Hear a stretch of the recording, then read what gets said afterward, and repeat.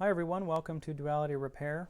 This is my first Carver amp for repair. This is the M-1.0t. It's in great shape cosmetically, but it will not power on. I've already pulled the fuse and discovered that it is indeed blown. This is a 10 amp fuse, so we know there was a lot of current being drawn through there at one point, so it's definitely going to need some work. My plan for this amp is to attempt to repair it first, and if I can, I will also change any necessary components to make it perform optimally. First step is to remove the cover, take a look around, and perform a visual inspection. Here's the inside of the unit, and this thing is very, very clean. I'm very happy about that. That plus the fact that it's got a service panel on the bottom means that this thing will be a dream to work on. So I've looked around the board. I don't see any signs of thermal damage. I've inspected the drive transistors both on the left and the right bank, and all of them look to be in good physical shape. There's no cracks. All of the electrolytics look to be in good shape as well. They're not bulged, they're not leaking. So physically, visually, everything looks to be in good shape. It's possible that somebody just overdrove this amp and blew the fuse. We could replace the fuse and turn it on and it'll work just fine. But the first thing we'll want to do is go over the block diagram as well as the schematic, take a look at how this thing runs, specifically the power supply section, to see where we want to focus our attention. Before we look at the block diagram and the schematic, I thought I would attempt to rule out the power supply right now. So the service manual does a great job of identifying the power supply voltages as well as their test points. And so I thought I would test for those right now. So of course, to do this we have to power the unit on. I've already replaced the fuse. I only have a 7 amp fuse, but that should be just fine as I'm not going to apply a load to this. I plugged it in and turned it on, and I can hear the transformer hum, but it would not pass a signal. So it will not short and blow the fuse, but it also does not pass a signal. So we can test it right now. So if we look at the calibration procedure of the service manual, step 1 is to look at the high voltage points. So there's plus and minus 100 volts, and those are going to be at test points 5 and 6. So test point 5 is hidden from view under this wire, but it's right here. Test point 6 is also hidden but right here, so those will be easy to check. Next are positive 61 and 30 volts and negative 30 and 60 volts. Those are going to be at D126, 128, 130, and 132. And those diodes are right here all in a row, also very easily accessible. And the last two voltages are going to be plus and minus 12 volts. This is the inverting version, so I'm going to be looking at IC 301 pins 11 and 4 for those voltages. So let's go ahead and plug it in, turn it on, and check for these voltages. Alright, so it's plugged in. I'll turn it on. You won't be able to hear anything. Have my meter on, and we'll start probing. So again, I will start with the high voltage, so we're going to look at test point 5 for positive 100 volts. Test point 5 is here. Look at that, 3 volts. Think that's a problem? Let's look for the minus 100 volts at test point 6. Minus 3 volts. Little bit of a problem. Let's check the other voltages. D126, the anode, should have positive 61. Let's see what that's at. Nothing. D128 anode should have positive 30 volts. Half a volt. D130 cathode should have minus 30 volts. Minus half a volt. And D132 cathode should have minus 60 volts. Nothing. Obvious problems already. So let's look at the last two voltages. IC 301 pin 11 should have minus 12 volts.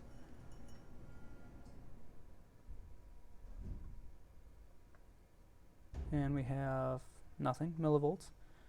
And IC 301 pin 8 should have positive 12 volts.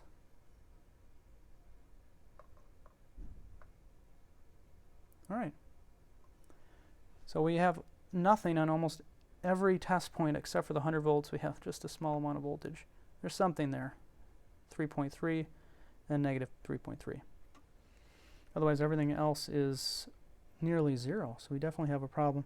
So now we can go over the block diagram and the schematic of the power supply section, try and identify some key sections that we want to test. Here's the block diagram for the unit. Let's take a look at the power supply section. So we have our line cord coming in on the left. It enters the fuse. On the non-inverting units there's a noise filter. Goes through thermal protection, and it enters AC power control. AC power control is going to drive the primary of the magnetic field coil, or the transformer. Secondary is going to supply 3 different taps, one for high voltage, one for mid voltage, and one for low voltage. Now this AC power control works by taking its input from this regulator section up here. This consists of an optocoupler and a sense amplifier. The sense amplifier is going to sample the low voltage, it's going to sample the high voltage, and it's also going to take an input from this DC protection circuitry. The DC protection circuitry is tied to the output of each channel, and it's just looking for DC on the output. So if there's anything wrong with any of this circuitry here, we're going to have a problem. If I had to bet, I would say we're going to have a problem in either the AC power control or the regulator circuitry. So let's take a look at the schematic. And I believe this is a scanned copy, so the resolution isn't that great, but it works for this purpose. Again, I'm not going to look at the audio signal circuitry at this point. We're just concerned with the power supply section. So again, we'll start on the right this time with the line cord. Here's our 10 amp fuse, and here's the AC power control circuitry. It consists of this bridge rectifier, these transistors, of course all of these resistors, and these 2 diodes, and most importantly this triac. So I've never worked with a triac. I had to do a little bit of research on it, and it seems to act pretty much like a relay, although it can conduct in both directions, which is useful for AC drive circuitry. So AC is going to be driven through the primary of the transformer here. The secondary, as we said, is going to have the 3 taps. One rectifier here, one bridge rectifier here, and one down here. One for the high, mid, and low voltage, respectively. So if we want to look at the regulation section, so again, the AC power control was fed by the regulator section, which consisted of an optocoupler, which is right here, as well as the sense amplifier, which is going to consist of this IC301, which is made up of 4 op amps. So again, we know that it's going to sense or take a sample of the high output. So this op amp is going to take, if we follow it down, it's going to take a sample of the minus 100 volts, and the other input is going to take a sample of the positive 100 volts. And so it's going to regulate based on the inputs of those. If either of those is off, it's going to send an output to the photocoupler, which is going to send a signal to the AC drive control, and it's going to regulate the transformer accordingly. There's another op amp up here, which is going to sample the low voltage, and it's going to do the same thing. And then these 2 right here work in tandem to sample the output for DC voltage. So with that in mind, again, my suspicion is that we're going to have a problem in either this circuitry, the AC control, or the regulator circuitry, which consists of the photocoupler and basically IC301, which is the sense amp. The first thing I'll do is test the secondary of the transformer to make sure we have some AC voltage. We should, because we had something like 3 volts on the 100 volt output. So we should have some sort of AC voltage here. This is the secondary of the transformer. So we'll measure orange to orange for AC. We should get something. We'll measure brown to brown. That's the mid. And we'll measure red to red. And then we'll move backwards. We'll check the primary of the transformer. And I think the transformer should be working since we have some voltage. So I should be able to rule out the transformer by measuring that. And if so, we'll move backwards and we'll check the AC control circuitry and the regulator circuitry. I'll start by looking at the secondary of the transformer. Here's the high voltage rail. And only about 3.9 volts AC. Way too low. Let's check the mid rail. Only 0.9 volts AC. Let's check the low rail. 1.7 volts AC. Much too low on each output rail. Let's check the input to the transformer. If the input's good and the output's bad, the transformer's probably bad. But no, the input is too low. 6.5 volts AC is not going to give us what we need on the output. So I believe the transformer is working, it's just not getting the appropriate voltage to do its job. So we have to go backwards and take a look at the AC control circuitry. Previously I mentioned the regulator circuitry as well, but we don't need to be concerned about that with this startup. This is a startup problem, and so that regulator circuitry actually needs the unit to be powered up for it to operate. So it needs the plus and minus 12 volts to even operate. So that's not going to affect our power up. What we need to look at is the AC control circuitry. So to perform any other measurements, we're going to need to flip it over. So I'll flip the unit over. Here's the schematic again. Let's take a look at the AC control circuitry. We have live AC coming in at the top of R404. We have two sets of transistors, Q401 and 404 and Q402 and 403. These are going to work to alternately charge and discharge capacitor C405. And at turn on, this circuitry is going to send pulses to the triac, to the gate of the triac TR401. And these pulses should allow the triac to conduct sufficiently to turn the unit on. Now, of course, any component in this circuitry could have failed. I'm going to start by trying to rule out the triac. So what I have set up now is I have my oscilloscope probe hooked up to the gate of the triac, and I'm going to turn the unit on. If the AC control circuitry is working properly, we should see positive and negative pulses at the gate. And if it's not, we probably won't see anything, or it'll be misshaped. So let's turn it on and see what we get. And we do get nice pulses. The positive and negative pulses, you can see they alternate there. So I am definitely leaning towards the triac being bad, since it's getting the positive and negative pulses that it needs to conduct. So I will order a replacement. I'll replace it and I'll be back to see if that fixed the issue. Replacing the triac did not fix the issue. Here's the old one, and let me just run through the test with you on the Atlas SCR meter. So it does detect the triac, gives you the pinout. It does trigger at a current of somewhere between 10 and 25 milliamps, so no problem there. Got a gate voltage of about 1 volt at 25 milliamps, and it shows you the load condition. So anyway, it shows you that it's good.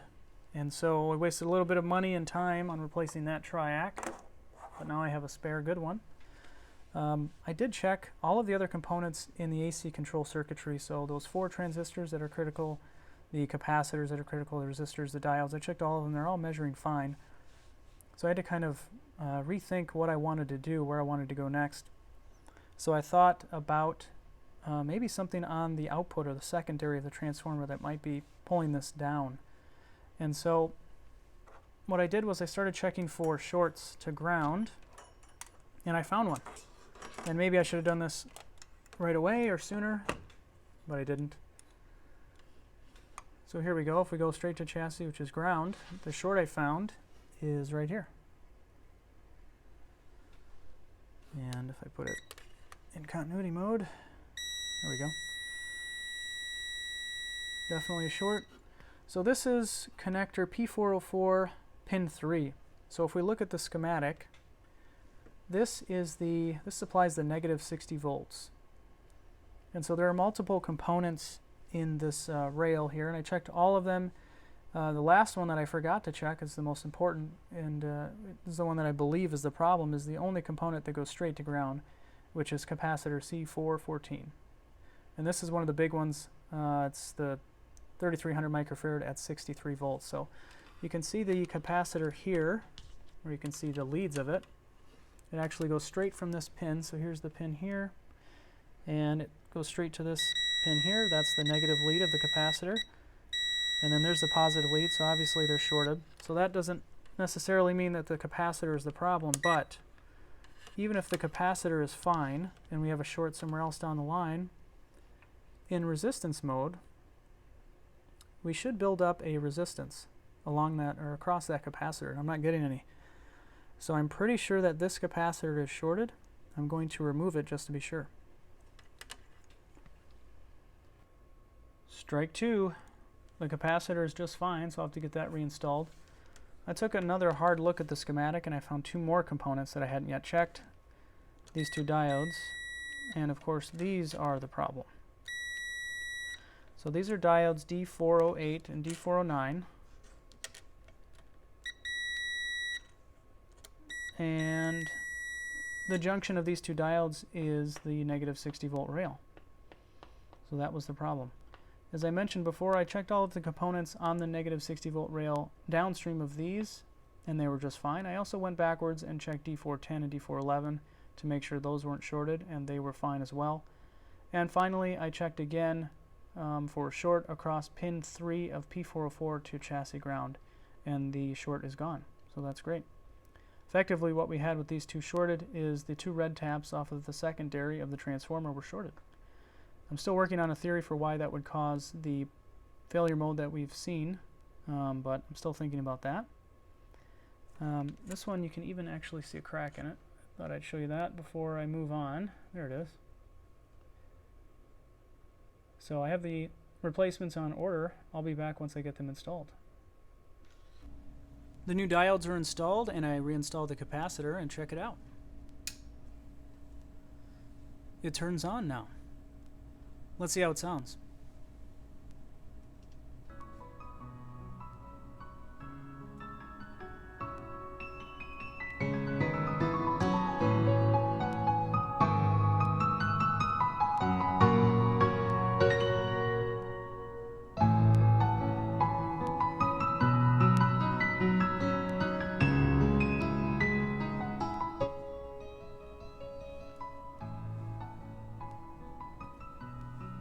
Alright, it sounds great. Everything's working as it should. As I said, I'll probably recap this before I let it go, but I'm not going to document that. I just wanted to document the repair.